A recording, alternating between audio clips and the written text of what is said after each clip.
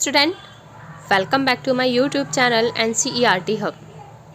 मैं हूं नीरज और आज हम आपका जो चैप्टर नंबर 5 करने वाले हैं, जो आपकी ज्योग्राफी की फर्स्ट बुक है। इससे पहले हम इसके 4 चैप्टर कंप्लीट कर चुके हैं। अब हम इसका चैप्टर नंबर 5 करेंगे। इसके बाद हमें 2 चैप्टर और करने हैं। जो 2020 का आपका सिलेबस है, इसके अकॉर्डिंग 2 चैप्टर और अभी आपके करने हैं। बाकी 2-3 चैप्टर जो आपके सिलेबस से हटा दिए गए हैं, जिसका मैंने एक अलग से आपको वीडियो अपलोड कर रखा है। वो आप जाके ज़रूर देखिए कि ऐसे कौन कौन से चैप्टर हैं जो हटा दिए गए हैं। प्लस CBSE के जो आए हुए क्वेश्चन पेपर हैं, वो भी उसका 2018 वाला आई थी। 2018 वाला मैंने अपलोड किया, आप जाके ज़रूर देख लेंगे वहाँ पे।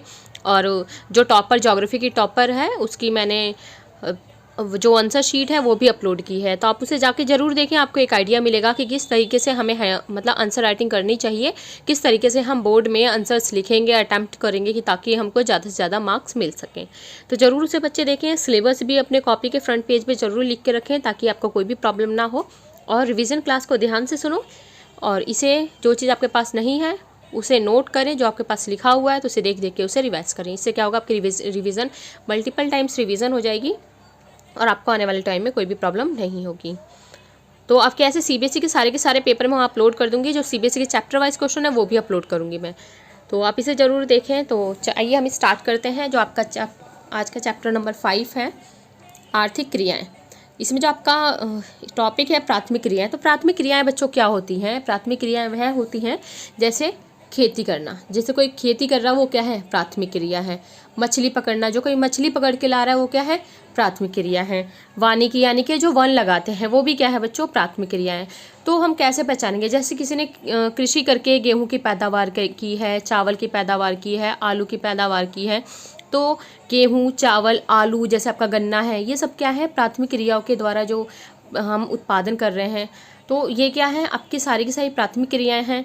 अगर इसी गेहूँ से बच्चों, यहीं पे आप समझते चलें कि इसी जो आपका गेहूँ है, इसी से हम आटा बनाते हैं। इसी गेहूँ का आटा बनता है, उससे रोटी बनती है। तो वो कहाँ आ गई? आपकी द्वितीय क्रिया में आ गई। क्लियर है? आपकी किस में आ गई? द्वितीय क्रिया में आ गई। तो जो आटा है, या हमने रोटी बनाई, या हमने बिस्किट बना लिया, मान लीजिए जो हमें गेहूँ है उसके हमने बिस्किट बना लिए। बिस्किट बना के, तो आप देखिए जैसे गेहूँ है, आप यहाँ इसे ध्यान से समझेंगे, आपको एक ही बार में ये सारी चीज़ें समझ में आ जाएंगी। गेहूँ है, गेहूँ से हमने इसको क्या किया? आटा बनाया। ठीक है, आटे से हमने इसके क्या बनाए? बिस्किट बनाए।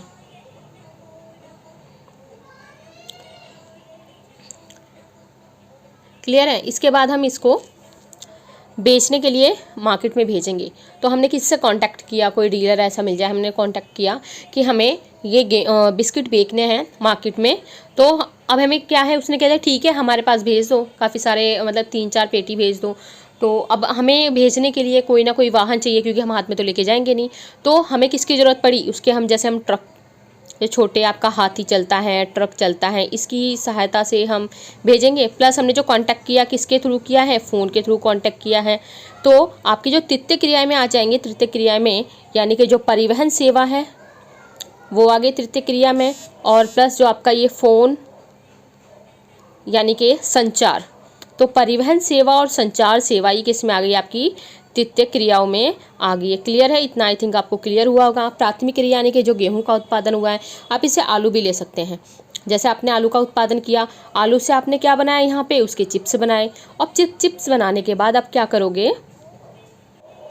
चिप्स बनाने के बाद आप इसको कांटेक्ट करोगे ना मार्केट में बेचने के लिए, किसी ने कहीं ना कहीं भेजने के लिए। तो हम क्या करेंगे? किसी से कांटेक्ट करें, यानी कि संचार का उपयोग कर रहे हैं। तो संचार सेवा और परिवहन सेवाएं ये किस में आ जाती है? आपकी तृतीय क्रियाओं में आ जाती हैं। तो प्राथमिक क्रियाएं वे हैं जो प्राथमिक कार्य में संलग्न लोग हैं। जैसे आपके किसान हो गए, और मछली पालन करने वाले हो गए, मुर्गी पालन, मछली पालन, और वन लगाना, वानिकी, ये सब आ गया द्वितीय क्रिया में। यानी कि जो भी चीज़ हम बना रहे हैं, उसकी पैदावार कर रहे हैं, सबकी सब द्वितीय क्रिया में आ गई हैं। सेकेंडरी आपकी जो थर्ड जो तृतीय क्रिया हैं, इसमें सारी सेवाएं आ जाती हैं। जैसे शिक्षक भी हो गए, डॉक्टर हो गए, परिवहन हो गया, संचार हो गया, ये सारे इसमें आ जाते हैं। क्लियर है आपका? तो हमने इसमें इतना कंप्लीट किया है, मतलब बेसिक समझा है। अब आर्थिक क्रियाएं क्या होती हैं? आर्थिक क्रिया में सारी की सारी आपकी क्रियाएं आ जाती हैं। प्राथमिक क्रिया, तृतीय क्रियाएं, तृतीय क्रियाएं, चतुर्थक, पंचम। तो इसमें हमें जो पढ़नी है प्राथमिक और तृतीयक क्रियाएं पढ़नी है, जो नेक्स्ट आपका चैप्टर आगे आएगा। इसमें हम जो आज देखेंगे प्राथमिक क्रियाएं देखेंगे। तो अब हमें देखना प्राथमिक क्रिया में क्या क्या चीज़ें आती हैं। संग्रहण यानी कि किसी चीज़ को जुटाना, इकट्ठा करना। आखेट यानी कि शिकार करना, ये भी आपका प्राथमिक क्रिया में आता है। आखेट यानी कि शिकार करना। मत्स्य, मत्स्य यानी कि जो मछली पालन करते हैं वे लोग। कृषि आपको पता ही है, कृषि इसमें आती है। वानिकी यानी कि वन लगाना। खनन यानी कि खोद के जो हम चीज़ें खनिज वगैरह निकालते हैं वो चीज़, पेट्रोल निकाल रहे हैं, खनिज निकालने जैसे लोहा, मैग्नीशियम, सोना, चांदी, ये सारी चीज़ें कहाँ से निकालते हैं? खनन प्रक्रिया के द्वारा हमें मिलती है। कोयला इसी प्रक्रिया के द्वारा हमें मिलता है। तो ये बच्चों दो प्रकार का होता है, धरातलीय होता है, भूमिगत होता है। धरातलीय होता है यानी कि ये आपका मान लीजिए सरफेस एरिया है, इधर देखते हैं, इधर देखो आप ऊपर की साइड, ये सरफेस एरिया है। तो इसमें यहाँ तक गड्ढा खोद के जो भी यहाँ पे खनिज था वो निकाल लिया गया। भूमिगत खनन क्या होता है? ऐसे लंबाई से जो नीचे तक खोदा जाता है। यहाँ पे जो पेट्रोल वगैरह जो भी चीज़ मिल रही है, यहाँ पे कोयला मिल रहा है, पेट्रोल मिल रहा है, जो भी खनिज मिल रहा है, तो ये भूमिगत खनन हो गया। और ये आपका धरातलीय खनन हो गया, यानी कि ये कम गहरा होता है और भूमिगत जो है आपका ज़्यादा गहरा होता है। नेक्स्ट इसके बाद जो आपका है पशुचारण है। तो पशुचारण में आपका चलवासी पशुचारण है और वाणिज्य पशुधन। चलवासी बच्चों वो होता है जो एक स्थान पे नहीं टिकते हैं, एक स्थान से दूसरे स्थान पे जाते रहते हैं। नेक्स्ट आपका है वाणिज्य, यानी कि जो वैज्ञानिक दृष्टि से एक ही स्थान पर रह के सही से जो पशुपालन किया जाता है पूरा ध्यान रख के, वो इसमें आता है। तो इतनी चीज़ आपको क्लियर हुई होगी। अब इसके बाद जो है कृषि जो आपका है ये आगे डिवाइड हो जाता है। ये जो हम अभी इसे एक्सप्लेन करेंगे पूरे चैप्टर में यही पढ़ने वाले हैं। निर्वाह कृषि, निर्वाह भी दो है, आदिकालीन निर्वाह कृषि और गहन निर्वाह कृषि। गहन में भी बच्चों आपकी गहन निर्वाह कृषि दो पार्ट में डिवाइड हो जाती है आगे। तो दो पार्ट में डिवाइड हो गई है, चावल प्रधान और चावल रहित।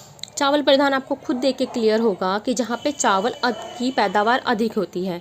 चावल रहित यानी कि जहाँ चावल नहीं उगाए जा रहे हैं, तो इसमें बच्चों केवल चावल की खेती होती है। और जो आपका चावल रहित है इसमें चावल के अलावा बाकी सारी चीज़ें उगाई जाती हैं। इतना आपको क्लियर हुआ। नेक्स्ट आपका है इसमें रोपण कृषि है और विस्तृत वाणिज्य।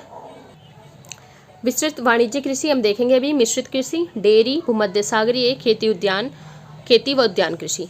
क्लियर है इतना? ये इतना आपको क्लियर होगा। उसके बाद जो हम आगे चलने वाले हैं, कृषि एक आपकी जो होती है संगठन के आधार पे कृषि होती है। तो दो हो गई, सहकारी और सामूहिक कृषि। क्लियर है? तो हमने एक इंट्रो देखा है कि पूरे चैप्टर में हम क्या करने वाले हैं। तो हम चलते हैं आगे, इसे हम डिटेल में अब पढ़ेंगे एक एक चीज़ को। अब ध्यान से सब बच्चे सुनेंगे। अब क्या काम है आपका? सुनने का काम है। सबसे पहले वीडियो देख के सुनोगे, देन उसके बाद आप इसे कॉपी में नोट करोगे। सबसे अच्छा पढ़ने का तरीका यही होता है। आपके पास इनफ बहुत टाइम है, आप देखोगे तो आप पढ़ने के लिए बहुत कम टाइम यूज़ कर रहे हो, बाकी टाइम आप यहाँ वहाँ बिता देते हो।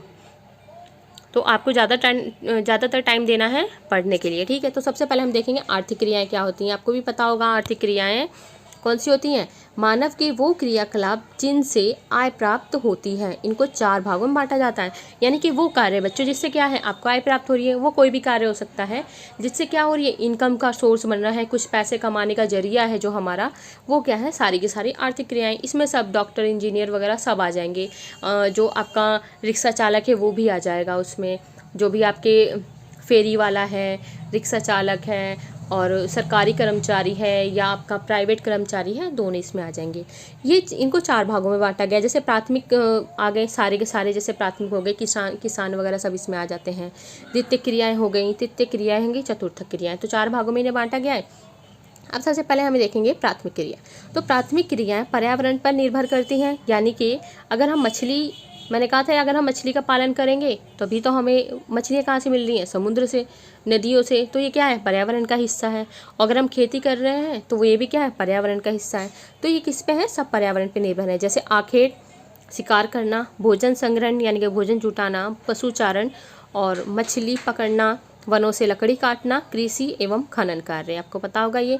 और प्राथमिक क्रियाएं काफ़ी प्राचीनतम है जो यहाँ पे ये दिया गया है।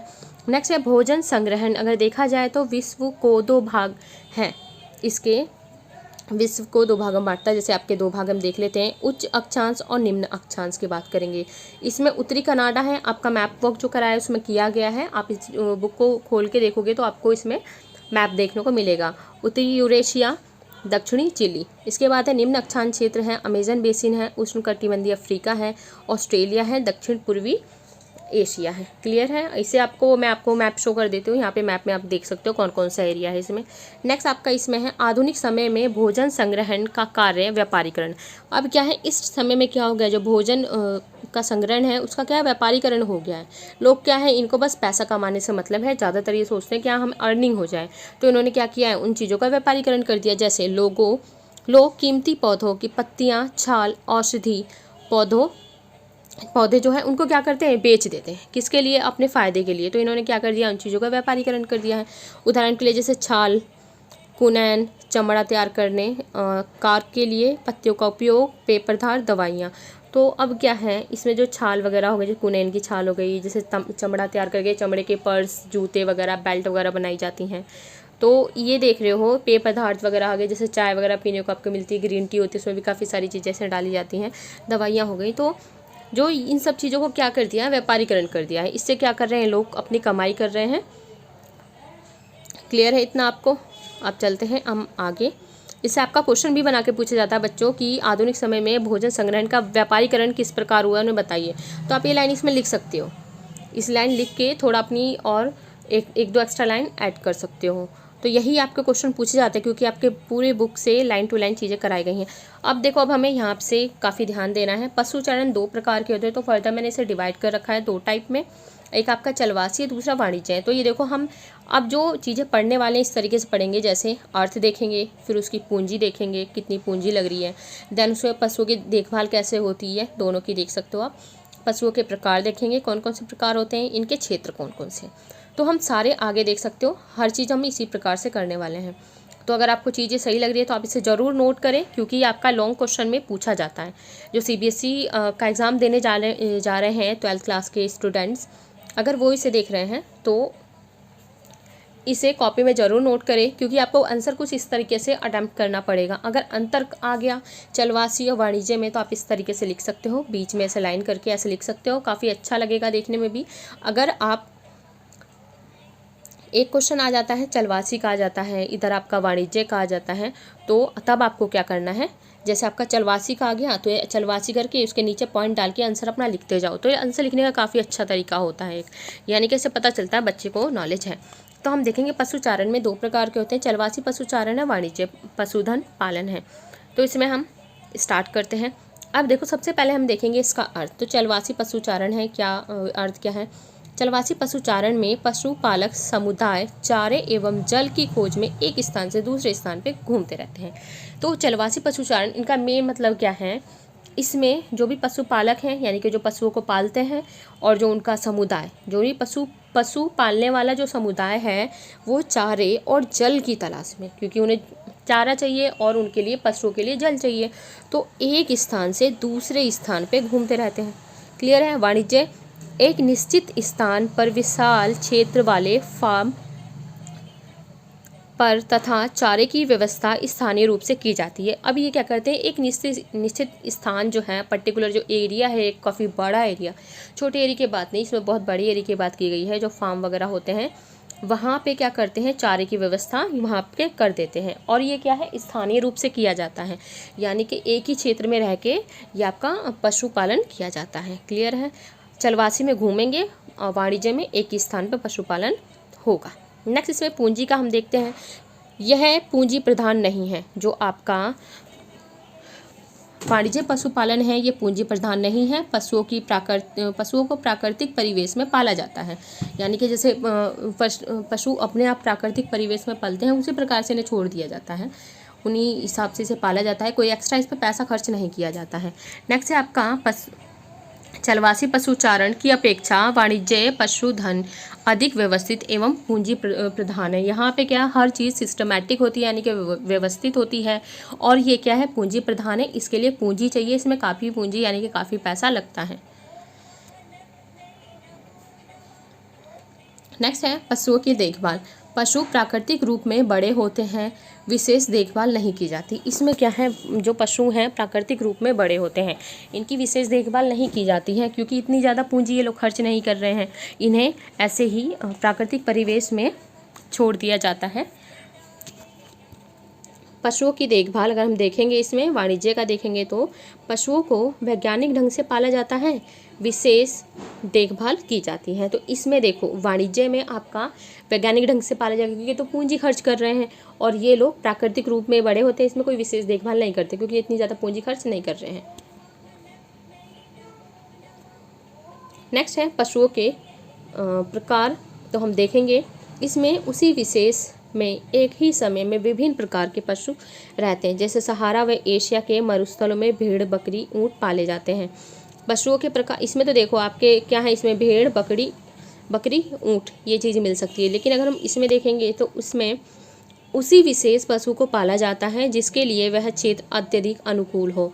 तो इसमें एरिया के अकॉर्डिंग, जो वहाँ का एनवायरनमेंट है, जो वहाँ का मौसम है, उस मौसम के अकॉर्डिंग जो पशु वहाँ पे सरवाइव कर सकते हैं, रह सकते हैं, जो उनके लिए वो वातावरण सही है, उन्हीं पशुओं को वहाँ पे पाला जाता है। यानी कि जो उनके लिए अत्यधिक अनुकूल, यानी कि सही, जो उनके लिए अत्यधिक सही जो एरिया होता है, उन्हीं पशुओं को इसमें पाला जाता है। क्लियर है। अब हम देखेंगे लास्ट पॉइंट इसका जो है क्षेत्र।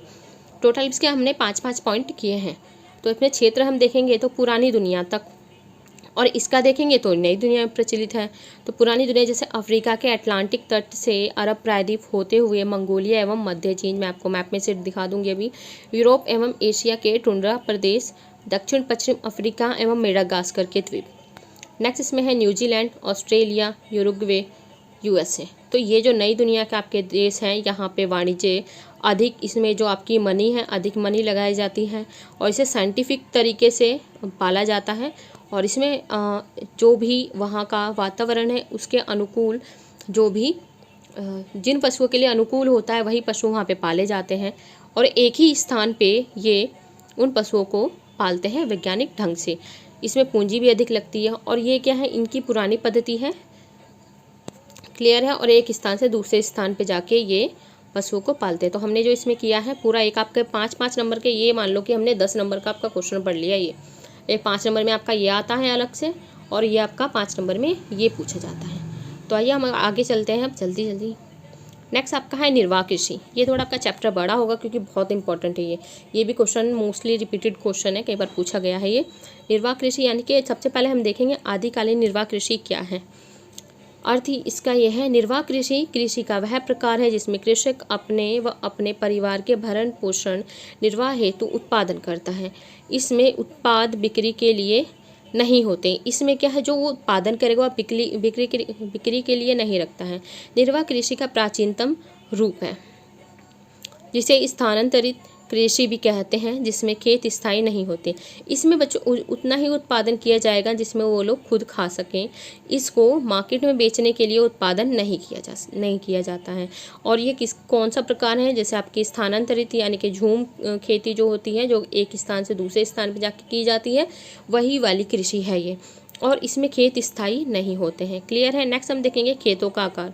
तो इसमें खेतों का आकार छोटा छोटा होता है। कृषि पद्धति कैसी होती है, यानी कि किस मेथड से कृषि की जाती है। तो किसान एक क्षेत्र के जंगल या वनस्पतियों को काटकर या जलाकर साफ करता है। जब खेत का उपजाऊपन समाप्त हो जाता है तब भूमि का अन्य भाग कृषि हेतु तैयार करता है। तो वह ये खेत है, इसे जला के सब कुछ ठीक कर लिया। जब इसमें फसल बो दी, फसल बोने के बाद जब इसका उपजाऊपन खत्म हो गया, यानी कि 1-2 साल यहाँ पे रह के फसल बो के जब इन्होंने लगा इसका उपजाऊपन खत्म हो गया, तो अब ये दूसरी जगह जाएंगे। दूसरी जगह पे जाके यहाँ पे जो फसल वगैरह है उसे बोएंगे, फिर अगेन उसे साफ़ करेंगे, फिर वहाँ फसल बोएंगे, फिर जब ये खराब हो जाएगी फिर तीसरी जगह चले जाएंगे।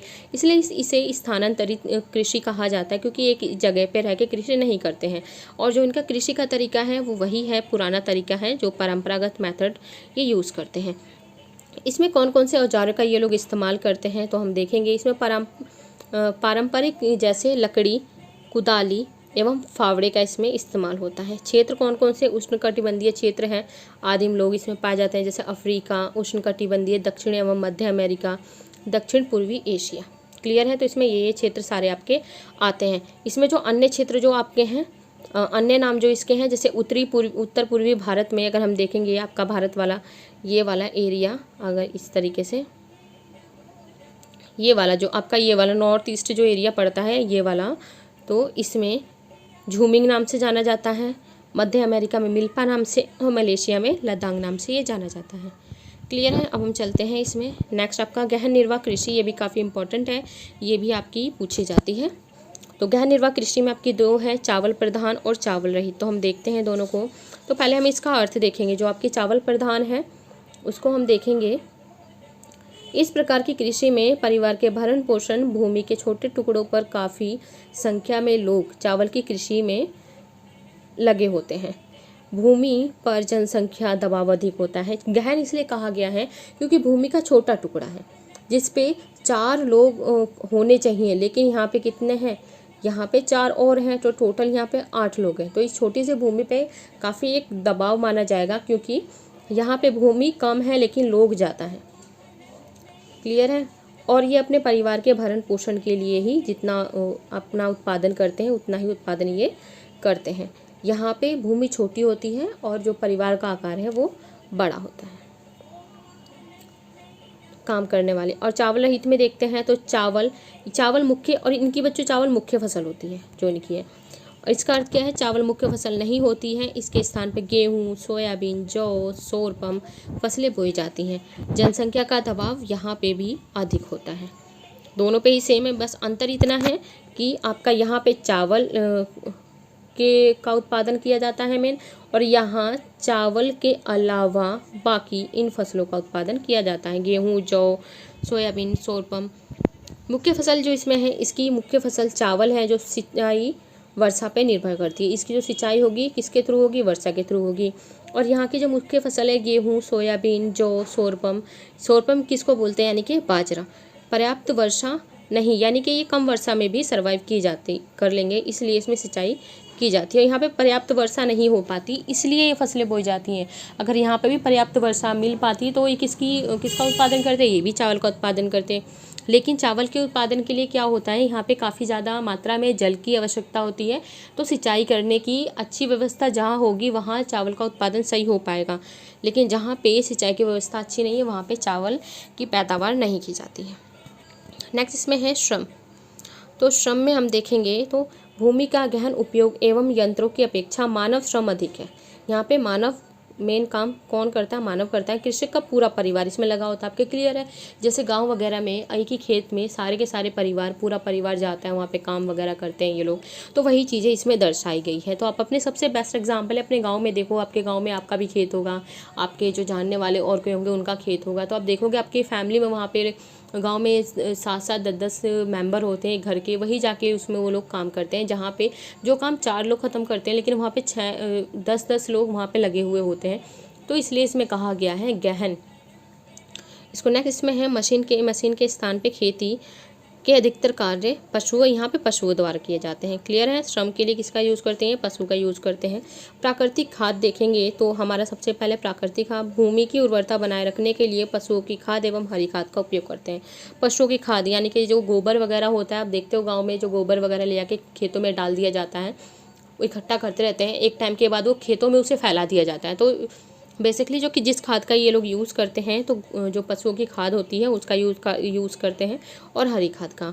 और जो यहाँ पे जो चावल रहित है तो यहाँ पे पशुओं की खाद और हरी खाद ये भी सेम ही है, इनका दोनों का सेम है बिल्कुल।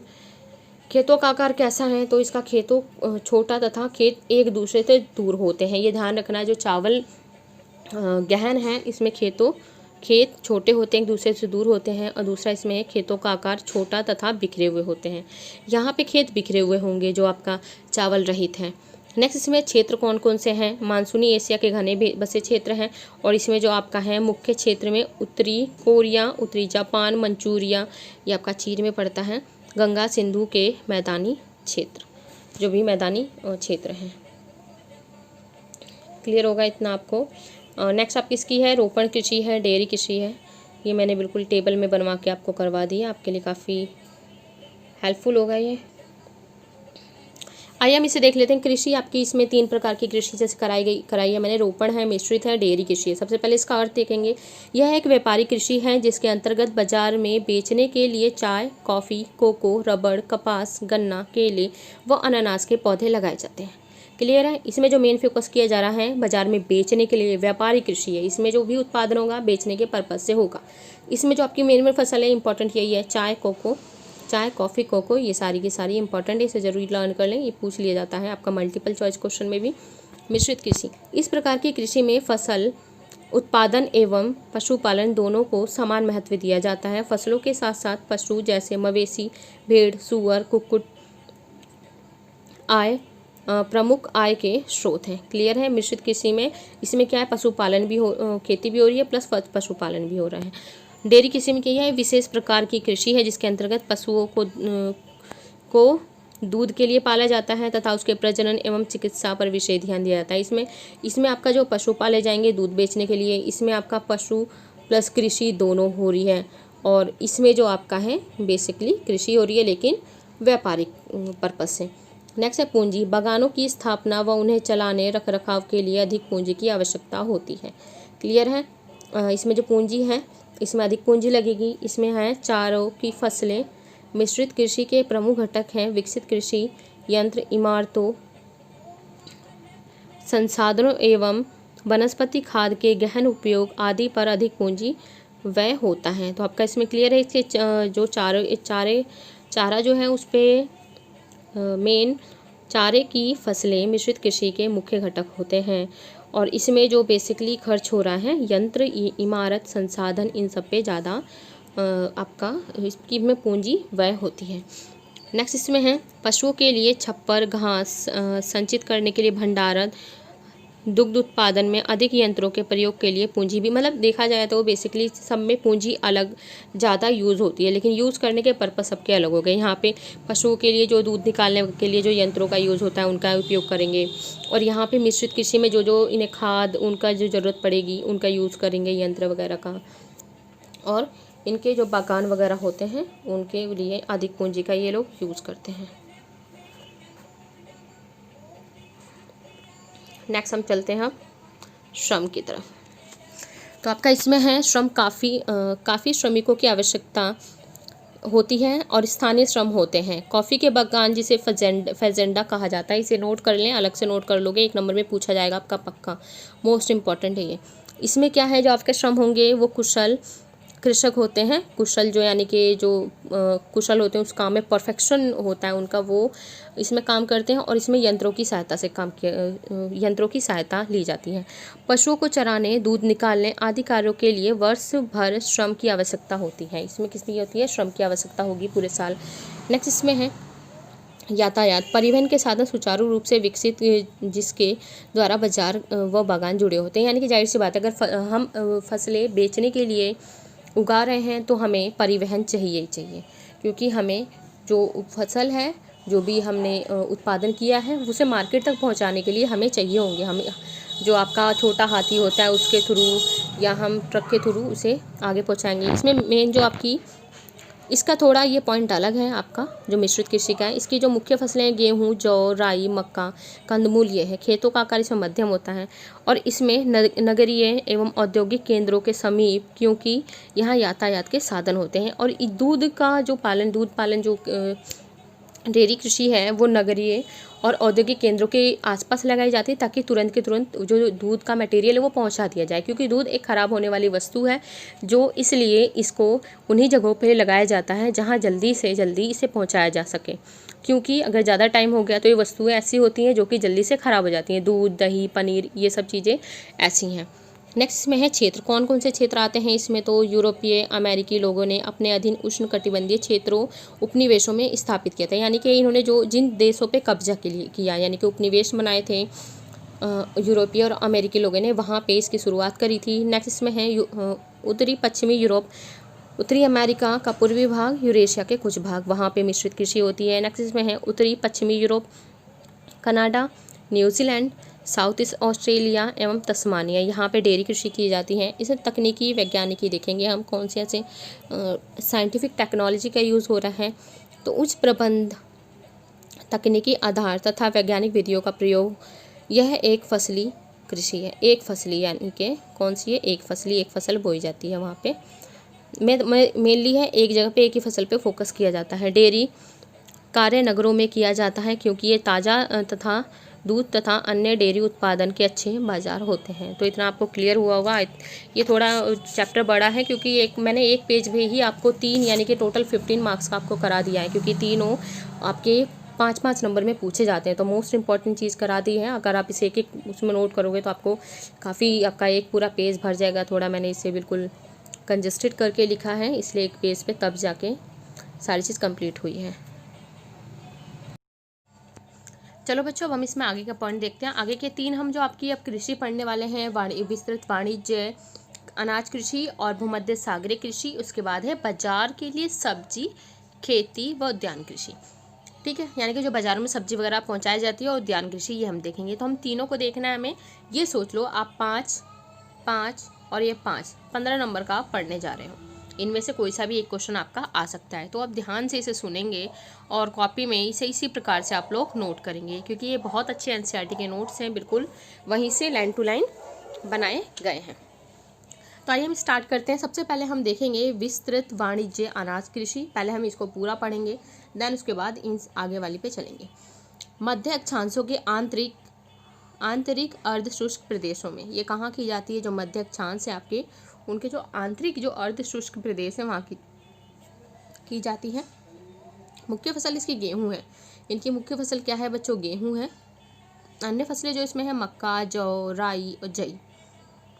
मक्का, जौ, राई, जई है, जो कि आप स्क्रीन पे देख सकते हो। इस प्रकार की होती है मक्का, जौ और राई और जई।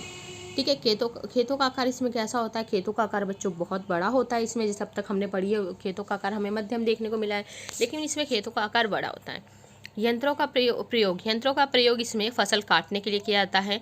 प्रति एकड़, अब ये समझने वाली चीज़ है, प्रति एकड़ अगर हम उत्पादन देखेंगे तो प्रति एकड़ आपका उत्पादन कम होता है, लेकिन यहीं पे प्रति व्यक्ति उत्पादन आपका अधिक होता है। प्रति एकड़ अगर देखी जाए, एक एकड़ भूमि है ये, तो यहाँ पे प्रति एकड़ के अकॉर्डिंग देखा जाए तो यहाँ पे 10 क्विंटल गेहूँ होने चाहिए थे। मान लो कि 10 क्विंटल गेहूँ होने चाहिए थे, लेकिन कितना हो रहा है? 8 क्विंटल हो रहा है। लेकिन यही हम प्रति व्यक्ति देखेंगे, मान लीजिए, तो प्रति व्यक्ति इसमें ज़्यादा उत्पादन हो रहा है। ठीक है, आगे हम चलते हैं। इसके जो मेन क्षेत्र हैं, विस्तृत वाणिज्य अनाज कृषि के जो क्षेत्र हैं, यूरेशिया के स्टेपीज़ हैं। अब देखो यहाँ पे आपको समझने वाली चीज़ है। इसका स्क्रीन अभी मैं मैप अभी इसका स्क्रीन पे लगा अभी शो कर दूंगी आपको, तो मैप में देख लेना। सबसे पहले हम इसे ट्रिक से याद करेंगे। आई थिंक ये आपके 4 ही हैं, हाँ नहीं 6 हैं। पहले हम इसे कंप्लीट कर लेते हैं। आपके 6 हैं ये। इसमें से ये देखो, यूरेशिया के स्टेपीज, जहाँ पे ये क्षेत्र है जहाँ ये गेहूँ, मक्का, जौ, राई जो बोई जाती है, जहाँ कृषि की जाती है। उत्तरी अमेरिका के प्रेरीज, अर्जेंटीना के पंपास, दक्षिण अफ्रीका के वेल्स, ऑस्ट्रेलिया के डाउन्स, न्यूजीलैंड के कैंटरबरी। तो आपको इसे कैसे देखना है? यूरेशिया, तो यूरेशिया के क्या है? स्टेपीज। यूरेशिया में क्या है? स्टेपीज, यानी कि यहाँ पे जो भी डिसीजन लिया जाता है स्टेप बाय स्टेप लिया जाता है। इसको हम थोड़ा ट्रिक से याद करेंगे। यूरेशिया में जो डिसीज़न लिया जाएगा स्टेप बाय स्टेप लिया जाएगा। उत्तरी अमेरिका, यहाँ पे लोग कैसे रहते हैं? प्रेम पूर्वक रहते हैं, तो इसको आप याद कर सकते हो, प्रेयरीज। ठीक है, यहाँ पे कैसे रहते हैं लोग? प्रेम पूर्वक रहते हैं। अर्जेंटीना का पंपास या पंपाज दोनों बोला जाता है। तो अर्जेंट, आप इसे पढ़ो, अर्जेंट में क्या चलाना है? पंप चलाना है। अर्जेंट में पंप चलाना है तो क्या हो जाएगा? अर्जेंटीना में कौन से घास का मैदान है आपका? पंपास है। यहाँ पे जो आपकी विस्तृत वाणिज्य अनाज खेती होती है। क्लियर है? अर्जेंट में पंप चलाया, इसे आप याद रखते हो। अर्जेंट में पंप चलाया, यानी कि अर्जेंटीना में कौन सा है? अर्जेंटीना में जो आपका है पंपास है। दक्षिण अफ्रीका, अब दक्षिण अफ्रीका बच्चों देखा जाए तो कुछ इस तरीके से नीचे वाले हिस्से में ये फैला हुआ है, साउथ में है बिल्कुल ये नीचे की साइड। तो यहाँ पे क्या है? अगर देखा जाएगा सबसे ज़्यादा आपका गोल्ड के लिए, लोहे के लिए और हीरे की खानों के लिए, कोयले के लिए दक्षिण अफ्रीका वाला जो ये पार्ट है नीचे का, ये काफ़ी फेमस है। तो यहाँ पे क्या है? वेल्स, कहते हैं ना वेल्डिंग करते हैं, तो यानी कि वेल्स, जो वेल्स घास के मैदान आपके पाए जाएंगे इस वाले क्षेत्र में पाए जाते हैं। तो ध्यान रखना, यहाँ पे लोहा वगैरह ज़्यादा उत्पादन होता है, तो वहाँ पे वेल्स यानी कि ये वाले पाए जाएंगे। ऑस्ट्रेलिया, अब ऑस्ट्रेलिया की बात अगर हम करें तो आपका अगर देखेंगे तो ऑस्ट्रेलिया जो आपका देखें तो इस तरीके से, ये देखो, ये आपका कुछ इस तरीके से साउथ अफ्रीका है, और इधर आपका ये ऑस्ट्रेलिया है थोड़ा सा, और इधर आपका इंडिया, इस तरीके से करके पूरा ये एशिया यूरोप वगैरह ये पूरा फैला हुआ है। और इधर आपका उत्तरी अमेरिका है, और इधर आपका ये है दक्षिणी अमेरिका। आई थिंक इतना आपको क्लियर होगा ना। इसके बाद देखो ऑस्ट्रेलिया डाउन सी, यानी कि अगर हम ऑस्ट्रेलिया को देखेंगे सबसे अलग, और यहाँ मैंने थोड़ा ऊपर बना रखा है क्योंकि यहाँ मैं इसके नीचे इधर लिख नहीं सकती, ये सारे के सारे जो ये सिंबल आपको दिख रहे हैं इस इधर नहीं लिख सकती मैं। यहाँ पे जो आपका ऑस्ट्रेलिया है तो ये थोड़ा नीचे के साइड है, तो याद रखेंगे हम नीचे के साइड है डाउन्स, यानी कि सबसे नीचे कहाँ है, डाउन में है। तो जो डाउन्स आपके जो क्षेत्र है कहाँ पाया जाएगा, ऑस्ट्रेलिया में। तो आपको मैप में भरने के लिए भी आएगा, ये 1 नंबर के क्वेश्चन में भी आएगा, तो इसलिए ट्रिक के थ्रू मैंने आपको याद करवाया है। न्यूजीलैंड में कौन सा है, कैंटरबरी है। न्यूजीलैंड में कौन सा है, कैंटरबरी है। कैंटरबरी के स्कूल आपके फेमस होंगे ना, तो वो कहाँ देखने को मिलेंगे, न्यूजीलैंड में देखने को मिलेंगे। तो आई थिंक आपको क्लियर होगा। उत्तरी यूरेशिया आपका ये वाला पार्ट है, उत्तरी यूरेशिया में अपने मैप में भी किया होगा। तो यहाँ पे क्या है, स्टेपीज है। स्टेपीज के बाद हम क्या करेंगे, स्टेप बाय स्टेप ही तो जाएंगे। ये देखो स्टेप बाय स्टेप हम जाएंगे, उतर के कहाँ जाएंगे, उत्तरी अमेरिका में। तो यहाँ पे लोग कैसे रहते हैं, प्रेम पूर्वक रहते हैं। तो यहाँ पे क्या है, प्रेरीज। अर्जेंट में पंप चलाया, तो अर्जेंटीना, ठीक है। दक्षिण अफ्रीका जो आपका ये है, यहाँ पे कौन से आपके वेल्स वाले मैदान पाए जाते हैं। नेक्स्ट आपका जो ऑस्ट्रेलिया है, यहाँ पे डाउन्स, नीचे के साइड है ना ऑस्ट्रेलिया, तो यहाँ पे डाउन्स हो गया। और न्यूजीलैंड में आपका क्या है, इधर इधर इधर इधर ये छोटे छोटे जो द्वीपों की श्रृंखला है, यहाँ पे आपका न्यूजीलैंड है। तो यहाँ पे कौन सा होगा, कैंटरबरी हो गया। तो आई थिंक आपको इतना समझ में आया होगा। अब हम देखेंगे इसमें भूमध्य सागरीय कृषि। तो भूमध्य सागरीय कृषि में यह भूमध्य सागरीय जलवायु वाले प्रदेशों में की जाती है, यानी कि जहाँ भूमध्य सागर की जो जलवायु वहाँ वाले प्रदेशों में की जाएगी। यहाँ जो यह विशिष्ट प्रकार की कृषि है जिसमें खट्टे फलों का उत्पादन होता है। यहाँ पे किसके फलों का उत्पादन होता है, खट्टे फल में क्या क्या आ जाते हैं आपके, जैसे आपका जो संतरे की सारी प्रजाति, नींबू की प्रजाति होगी, नींबू हो गया, संतरे हो गए, और एक आपका कुन्नू आता है वो हो गया। मतलब काफ़ी सारे जो भी संतरे की प्रजाति होती हैं वो इसके अंतर्गत आती हैं, जो खट्टे फल हैं। इसके जो क्षेत्र हैं दक्षिणी यूरोप से उत्तरी अफ्रीका, ट्यूनीशिया से अटलांटिक तक, दक्षिणी कैलिफोर्निया, मध्यवर्ती चिली, दक्षिणी अफ्रीका का भाग। आप स्क्रीन पे जो आपको मैप दिखाया गया, मैप में आप इसे देख सकते हो। आपको मैप देख के और क्लियर होगा, हो सके तो साथ के साथ मैप भी वहीं पे चिपका लें ताकि आपको सही से क्लियर हो जाए। शीत ऋतु में जब यूरोप एवं यूएसए में फसलों एवं सब्जियों की मांग होती है तो इसी क्षेत्र से पूर्ति की जाती है।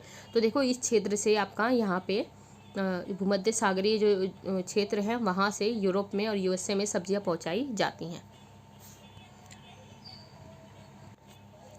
इसकी विशेषता देखेंगे तो बच्चों विशेषता इसकी क्या है, यहाँ अंगूर जो है मदिरा उच्च गुणवत्ता वाली मिलती है। यहाँ पे अंगूरों से जो मदिरा बनाई जाती है बच्चों वो उच्च गुणवत्ता यानी कि अच्छी क्वालिटी की जो मदिरा मैंने मिलती है वो यहीं से मिलती है। नेक्स्ट है निम्न श्रेणी के अंगूर, जैसे निम्न श्रेणी के जो अंगूर होते हैं उससे मुनक्का किशमिश बनाया जाता है। अंजीर और जैतून भी यहाँ मिलते हैं, यानी कि उच्च गुणों की जो अच्छे अंगूर है उससे मदिरा बनाई जाती है, जो अच्छी क्वालिटी की होती है।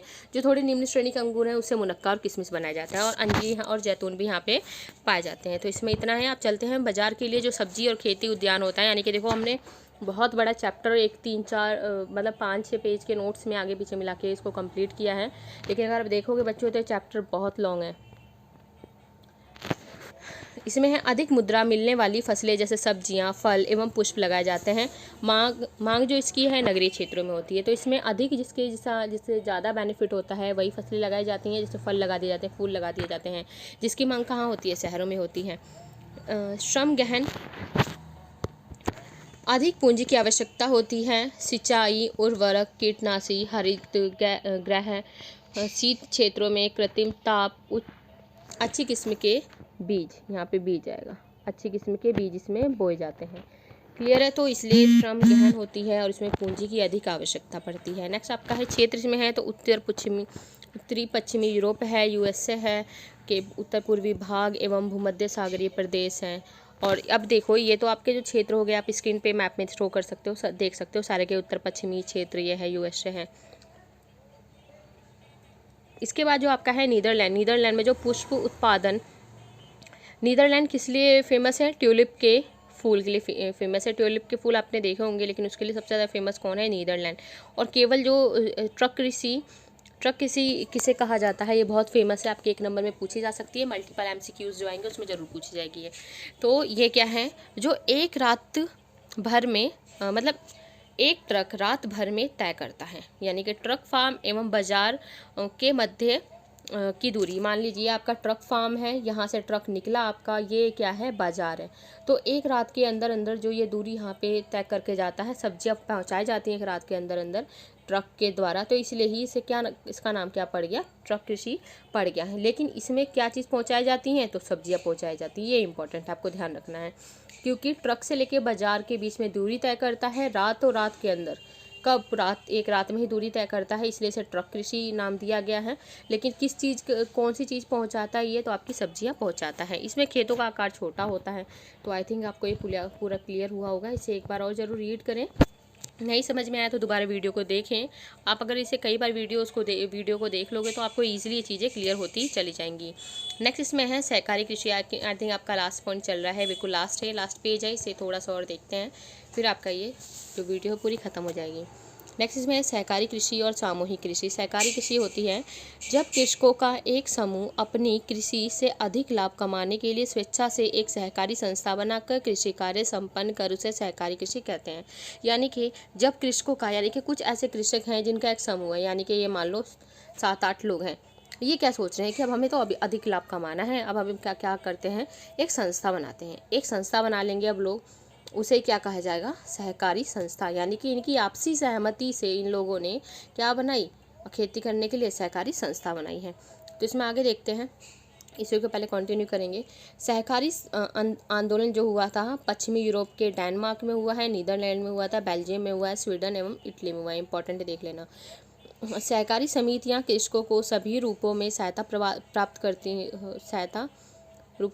करती हैं और अपने उत्पादों को अनुकूल शर्तों पे बेचती हैं, यानी कि जो लोगों के लिए सही हो। ठीक है। नेक्स्ट आपका है व्यक्तिगत फार्म अक्षुण्ण रहते हैं। तो इतना आपको क्लियर होगा। इसमें इतना यही है कि कुछ लोग मिलके आपसी सहमति से क्या बनाते हैं? सहकारी संस्था बनाते हैं और कृषि कार्य संपन्न करते हैं। उसे ही क्या कहा जाता है? सहकारी कृषि कहा जाता है। जो इसका आंदोलन हुआ था वह निम्न क्षेत्रों में हुआ है। और ये क्या करती है? सहकारी समितियां कृषकों की सभी रूपों में सहायता करती हैं और ये अपने उत्पाद को अनुकूलतम शर्तों पर बेचती है। और व्यक्तिगत जो फार्म इसमें अक्षुण्ण रहते हैं, यानी कि जो इसमें जो कार्य किए जा रहे हैं आपके सामूहिक रूप से किए जाते हैं। तो अब देखा जाएगा सामूहिक कृषि क्या होती है। सभी कृषक अपने संसाधन जैसे भूमि, पशुधन एवं श्रम को मिलाकर कार्य करते हैं। ठीक है। इसमें सभी कृषक हैं, वो उनके पास जो भी उनके पास संसाधन है, जो भी चीज़ें मौजूद हैं, जैसे क्या क्या भूमि है, पशुधन है, श्रम है, को मिलाकर ये लोग मिलजुल के काम करते हैं। उत्पादन के साधनों का स्वामित्व संपूर्ण समाज एवं सामूहिक श्रम पे आधारित होता है। जो उत्पादन के जो साधनों का स्वामित्व है किस पे? पूरे समाज पे एवं सामूहिक श्रम पे आधारित होता है। यह पूर्व सोवियत संघ में प्रारंभ हुई थी। यहाँ इसे क्या कहा जाता है? ये इंपॉर्टेंट है बच्चों। सोवियत संघ में शुरू हुई थी, लेकिन सोवियत संघ में इस कृषि को, सामूहिक कृषि को कहा जाता है कोलखोज के नाम से ये जानी जाती है। इसमें सरकार पूरी तरह से नियंत्रण करती है। सरकार ही मूल्य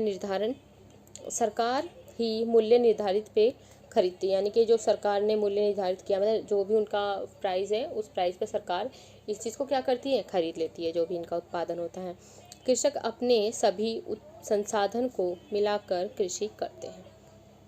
तो यानी कि जो इनके सभी संसाधन हैं उनको मिला के क्या करते हैं? इसमें कृषि की जाती है। तो आई थिंक आपको ये क्लियर हुआ होगा। सहकारी और सामूहिक में यही अंतर है।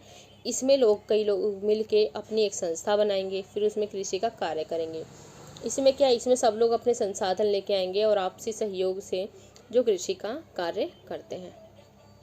अब इसमें लास्ट आपका टॉपिक है खनन। खनन के लिए खोज की अवस्थाएं जो शुरू हुई हैं प्राचीन काल से देखेंगे। पहले ताम्र, फिर कांस्य युग, फिर लौह युग आता है। तो खनिज के कार्य को जो प्रभावित करने वाले कारक हैं आपके भौतिक कारक है, आर्थिक कारक है।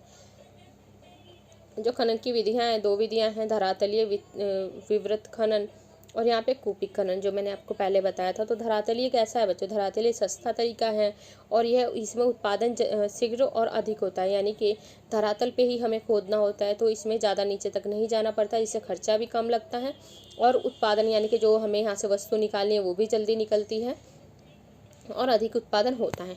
लेकिन कूपी खनन का देखेंगे हम, इसमें क्या होता है। कूपी खनन धरातल के नीचे गहराई में होता है। इसमें लिफ्ट, बेधक, बर्मा, माल ढोने वाली गाड़ी, संचार प्रणाली की ज़रूरत होती है। आपने देखा होगा, जैसे आई थिंक एक मूवी, सलमान खान की मूवी आई थी जिसमें वो लोग नीचे उतर के मतलब एक ज़मीन के अंदर जाके वहाँ से जो खनिज वगैरह है उसको, जो भी वहाँ से खनिज, कोयला वगैरह जो भी निकालते थे, लिफ्ट के थ्रू वहाँ पे अंदर नीचे जाया जाता था। वहाँ एक केमिकल गैस का रिसाव होने के कारण काफ़ी लोगों की जान भी चली गई थी। एकदम से यहाँ पे अर्थक्वेक भी आ जाता है, तो यहाँ पे माल ढोने वाली गाड़ियाँ चाहिए होती हैं, लिफ्ट चाहिए होती है, बहुत सारे कारीगर चाहिए होते हैं।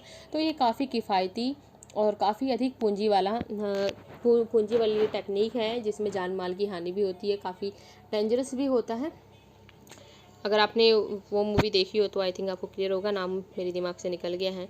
जहरीली गैस जैसे आग एवं बाढ़। अब ये देख सकते हो यहाँ पे जो दोनों पॉइंट बताए हैं, जैसे जहरीली गैस, उसमें भी, मूवी में भी क्या दिखाया है, एक जहरीली गैस का एकदम से क्या होता है, वहाँ पे अर्थक्वेक आता है उसके नीचे और एकदम से जहरीली गैस का रिसाव होता है, तो काफ़ी उसमें लोग मारे जाते हैं, दब जाते हैं उसके अंदर। तो ये सब चीज़ें यहाँ पे देखने को मिलती हैं। तो काफ़ी अगर देखा जाए तो ये काफ़ी ख़तरनाक होती है लोगों के लिए और ये काफ़ी सही होती है, सस्ता तरीका, उत्पादन भी शीघ्र होता है, लेकिन ये धरातल के नीचे तक और अधिक पूंजी और जान माल की हानि भी इसमें देखने को मिलती है। तो हमने आज के ये नोट्स कवर किए हैं, एक बार और आप इसे देख लें। प्राथमिक क्रिया हमने यहाँ से स्टार्ट करी थी आपकी, और ये सारी की सारी चीज़ें कवर करते हुए हमने सारी चीज़ें इसमें कवर कर लिया। आर्थिक क्रिया पढ़ा है, फिर हमने इसके बाद जो मेन टॉपिक है पशुचारण पढ़े हैं, चलवासी और वाणिज्य। चलवासी जो वही है नॉर्मल चलवासी, पशुचारण नॉर्मल क्या है, जो आपने देखा होगा कुछ लोग होते हैं ऐसा, कुछ लोगों का ऐसा समूह जो अपने पशुओं को एक स्थान से दूसरे स्थान पे चराते रहते हैं, जैसे पहले होता था। वाणिज्य पशुधन वही है जो आज के समय पे पूरा साइंटिफिक तरीके से जो काम कार्य हो रहे हैं। तो साइंटिफिक तरीके से होगा तो जाहिर सी बात है उसमें बच्चों पैसा ज़्यादा लगना है। और जो वैसे ही नॉर्मल जो अपने पशुओं को चरा, आपने देखा होगा गांव में ले जाते हैं, बकरियां ले आकर चराते हैं, फिर घर ले आते हैं, तो उसमें कोई खर्चा उनका नहीं होता है।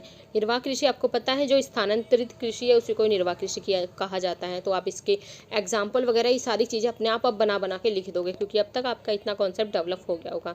गहन कृषि में चावल प्रधान गहन निर्वाह कृषि और चावल रहित निर्वाह कृषि है। तो चावल प्रधान यानी कि इसमें चावल बोया जाएगा, चावल रहित यानी कि जिसमें चावल नहीं बोया जाएगा। क्यों? क्योंकि यहाँ पे फैसिलिटी नहीं है पानी की, सिंचाई की, वर्षा भी यहाँ पे नहीं हो पाती है। क्लियर है? तो इसमें आपका ये क्लियर होगा। और यहाँ तक जो चीज़ें हमने पढ़ी हैं, इसमें जो आपका खेतों का आकार है बच्चों छोटा होता है और बिखरे हुए होते हैं, इसमें पास होता है, इसमें दूर होता है। यहाँ तक आपने ये पढ़ा है। नेक्स्ट इसके बाद हम जो चढ़ने वाले हैं रोपण कृषि में देखेंगे। रोपण कृषि से स्टार्ट होता है कि यहाँ पे जो मिश्रित कृषि में खेतों का आकार मध्यम आ जाता है। तो जो रोपण कृषि क्या होती है, यानी कि वही कहवा, कोको वगैरह चीज़ें आती हैं। मिश्रित में गेहूँ वगैरह, जो मतलब आपकी फसल यानी कि कृषि प्लस पशु जो इसमें पाले जा रहे हैं वो चीज़ आ जाएगी। डेयरी कृषि में जो आपके पशु को पाला जाएगा, किसके लिए? बस दूध के लिए, दूध उत्पादन के लिए। और दूध किसको कहाँ बेचा जाएगा? बाज़ार में इसको भेजा जाता है। और ये ज़्यादातर केंद्र वहीं लगाए जाते हैं, शहर के आसपास ये केंद्र लगाए जाते हैं, जैसे यहाँ पे लगा दिया, ताकि फटाफट यहाँ से दूध का उत्पादन करके शहर में भेजा जाए। इतना आपको क्लियर है? तो ये थोड़े थोड़े कॉन्सेप्ट आपको डेवलप करने पड़ेंगे। विस्तृत वाणिज्य अनाज कृषि हमने अभी पढ़ा है, इसमें किसकी की खेती होती है आपकी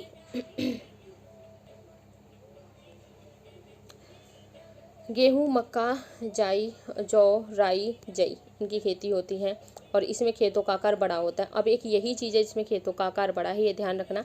बाकी इससे पहले हमने जो पढ़ा था उसमें छोटा आकार था, मध्यम आकार था, यहाँ खेतों का आकार बड़ा हो गया है, यानी कि बड़े लेवल पे खेती होती है। इसके हमने एग्जाम्पल से याद किया था। यूरोपिया में स्टेप लेंगे हम, उसके बाद अमेरिका के लोग क्या करेंगे, ये काफ़ी आपस में प्यार करते हैं। अर्जेंट में पंप चलाया, पंप पास। दक्षिण अफ्रीका में लोहा ज़्यादा मिलता है, तो वेल्डिंग करने वाले ज़्यादा होते हैं। और ऑस्ट्रेलिया नीचे के साइड है तो इसका नाम डाउन्स रख दिया। कैंटरबरी के स्कूल कहाँ है? तो न्यूजीलैंड में है। ये चीज़ हमने पढ़ी है।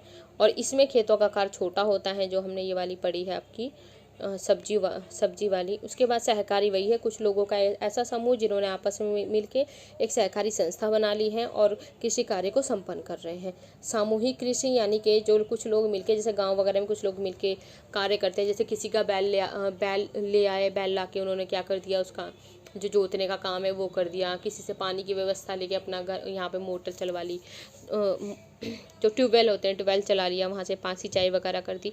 तो यहाँ पे आपस में ये लोग अपना आदान प्रदान अपने संसाधनों का करते रहते हैं। और खनन हमने देखा है, धरातलीकरण अच्छा होता है, कुपीकरण काफ़ी खतरनाक होता है। तो आई थिंक आपको यहाँ तक की वीडियो काफ़ी सही लगी होगी। तो कोई भी अगर आपको प्रॉब्लम लगती है तो ज़रूर से मुझे कमेंट करके बताएं, ताकि मैं और कुछ आपके लिए लेके आ सकूं। और सब्सक्राइब, लाइक और शेयर ज़रूर करें, और इसके साथ के साथ नोट्स ज़रूर बनाएं। आपको जो इस पे CBSE के क्वेश्चन जो आपके 2019 से जितने भी आप बैक जाओगे 2008 तक, सारे के सारे आपको कराए जाएंगे ज्योग्राफी के। देन उसके बाद ये दोनों चीज़ें कराने के बाद जो चैप्टर वाइज हैं वो आपको अलग से दिए जाएंगे। चैप्टर वाइज जो CBSE के क्वेश्चन है वो अलग दिए जाएंगे, और ये आपके पेपर हैं जिससे आपकी क्या होगी, प्रैक्टिस होगी। आप इससे प्रैक्टिस करोगे, इससे आप लर्न करोगे। इससे क्या होगा, आपकी इतनी अच्छी प्रैक्टिस हो जाएगी तो कि आपको 80% से कम मार्क्स नहीं आने वाले। 80% से 90% मान के चलो कि आपके ज्योग्राफी में आएंगे ही आएंगे। तो बाकी चैप्टर्स मैंने चैप्टर 4 अब तक अपलोड कर दिए हैं, ज़रूर जाके देखें। और बाकी आगे की वीडियो अभी 1-2 आज या कल में अपलोड हो जाएंगी, और इसकी जो सेकंड बुक है वो भी हम जल्दी करेंगे। ओके, तो मिलते हैं नेक्स्ट वीडियो में नेक्स्ट चैप्टर के साथ। तब तक के लिए बाय, टेक केयर, अपना ख्याल रखें, अपने घर वालों का ख्याल रखें, मास्क लगा कर रखें और उचित दूरी बनाएं लोगों से। मिलते हैं नेक्स्ट वीडियो में, टिल देन बाय।